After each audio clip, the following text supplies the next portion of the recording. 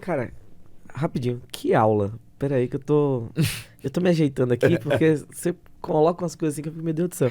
Então assim, já podemos marcar um segundo episódio, por favor? Que eu não consegui chegar na metade da pauta que eu tinha planejado. Isso é maravilhoso. Mas assim, só pra dar uma moral aqui, a gente recebeu muita pergunta no chat. Eu vou até segurar as minhas pra fazer a pergunta da galera. Tá. O Rafael, a gente já citou aqui, Rafa, obrigado. Ele coloca assim, ó. Pergunta ao André Luiz sobre a importância do Lima Barreto no ambiente literário, inclusive em relação a questões envolvendo racismo no Brasil de sua época. Então, o Lima foi o cara que praticamente debateu os 3 níveis de racismo que se tem consciência.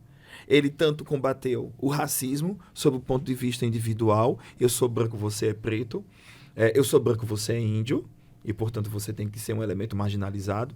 Em Triste Fim de Policarpo Quaresma, quando ele discute o tupi, Quaresma prepara o projeto, leva o projeto para o Senado, e Quaresma, então, propõe a língua tupi como sendo a língua nacional. É lógico que o tupi deveria ser adotada como língua nacional, mas por que o tupi não foi adotado como língua nacional? Diga qual o problema? O racismo. O racismo. Não, nós temos a língua europeia, né, cantada e decantada em prosa e verso. Mentira. A língua portuguesa não era essas cocadas toda até o começo do século XX. Sabemos que, linguisticamente, a língua portuguesa não era a língua mais falada no Brasil até o final do século XIX. Sabemos que, na verdade, foram os nordestinos que saíram do Nordeste, foram para as produções, a extração da borracha, passava o dia tirando leite do pau para depois fazer lá a almofada e vender essa borracha para o estrangeiro. Nordestinos saem, praticamente que povoam o norte do nosso país e ampliam a língua portuguesa. Só no começo do século XX é que a língua portuguesa se tornou a língua mais falada no Brasil. Mas a força, o eurocentrismo, a branquitude foi tão poderosa que a impressão que nós tínhamos é que todo mundo falava a língua portuguesa. É verdade. E não é verdade. Nunca foi. Então, o Lima Barreto, ele podia não entender o termo racismo estrutural, mas ele entendia que a língua tupi ela tinha que ser dignificada, mas não era dignificada porque vinha de uma etnia inferior. Né? Etnia essa que realmente fundou o Brasil. Quer dizer, fundou o Brasil não. O Brasil a eles pertence. Exatamente. E a própria história que a gente conta, que é a partir do descobrimento do Brasil, é um exemplo do racismo estrutural. Porque você promove um epistemicídio. Ou seja, e quem lhe disse que o Brasil não existia antes da chegada do branco? E não se chamava Pindorama? E não já tinha caciques? E daí vai? E não tinha toda uma estrutura econômica, cultural, religiosa? Por que a gente não consegue contar a história do Brasil a partir do fenômeno dos seus autóctones? Ou seja, daqueles que já estavam nesse território. Por que a gente tem que começar com o tal de Pedro Álvares Cabral, um cascudo não faz mal? Então, as pessoas precisam compreender que a realidade, o racismo estrutural, ele criou primeiro a branquitude, quer dizer, a brancura. É preciso ser branco, é preciso ocupar o espaço do branco, ter o que o branco tem.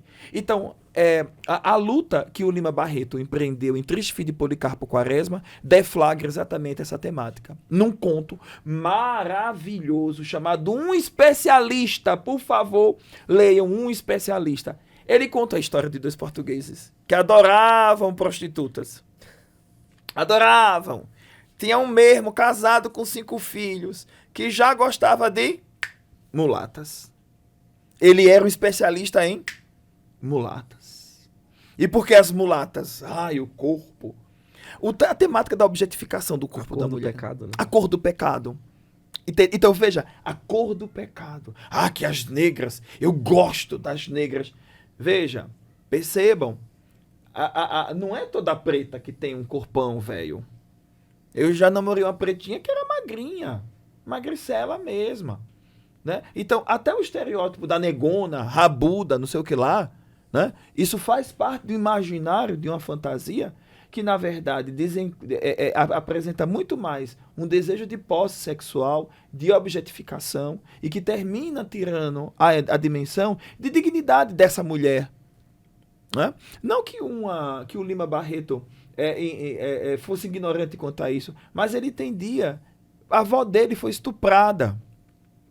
A avó de Lima Barreto. A história da família de Lima Barreto é muito dolorosa. O próprio Lima Barreto morre vitimado do álcool aos 41 ou 42 anos de idade, por causa do preconceito que ele recebeu. Então, ele percebeu que a meritocracia, no caso dele, não funcionava, porque ele era preto, ele era inteligente, ele escrevia, ele era jornalista, ele era escritor, mas ele não conseguiu a ascensão social que ele tanto desejava. Ele não viu a obra dele, a literatura dele sendo reconhecida. Então, Lima Barreto é um cara que abre todas as perspectivas. Então, fica, sob o ponto de vista da problemática do indígena, a rejeição ao tupi, que é uma demonstração do racismo no nosso Brasil, porque vinha de índios. Fica o conto, um especialista maravilhoso de Lima Barreto, em que isso fica muito evidente. Tem um romance, Clara dos Anjos, onde ele aprofunda perfeitamente essa dimensão em que a Clara diz bem assim: mamãe, nós não somos nada. E aí o Lima Barreto coloca os pardos, os pretos, os mulatos todos nos subúrbios do Rio de Janeiro, né? Que ele chamava, que era um tipo de refúgio dos esquecidos. E ele tem uma obra chamada Cemitério dos Vivos. É maravilhoso. Então, só dizer o que é Cemitério dos Vivos, de onde é que ele tirou o título. Na China, no passado, quando um pai era um mendigo, um ser abjeto da sociedade, excluído totalmente, sentia que ele ia morrer, ele se caminhava para o cemitério. E morria lá. Doloroso. Não sei se vocês entenderam. Uhum. Eu não tenho nada na vida. Eu sou excluído da sociedade. Eu sou encaminhado para um espaço para morrer lá. Existem várias mortes, né? Existem várias mortes. Social, simbólica. E existem espaços que eu não posso frequentar. Porque esses espaços não foram projetados para mim. Qual é o espaço ideal, então, de um pobre? A favela. Qual é o espaço, portanto, de um paira social? Aí as favelas se tornam cemitérios. Bolsões de miséria. O cemitério que nós entendemos aqui a favela, ela vai ser o local urbano que vai se constituir logo após a libertação dos escravos. Pois eles não tinham terras, eles não tiveram apoio do Estado, eles incondicionalmente tiveram que se virar nos grandes centros.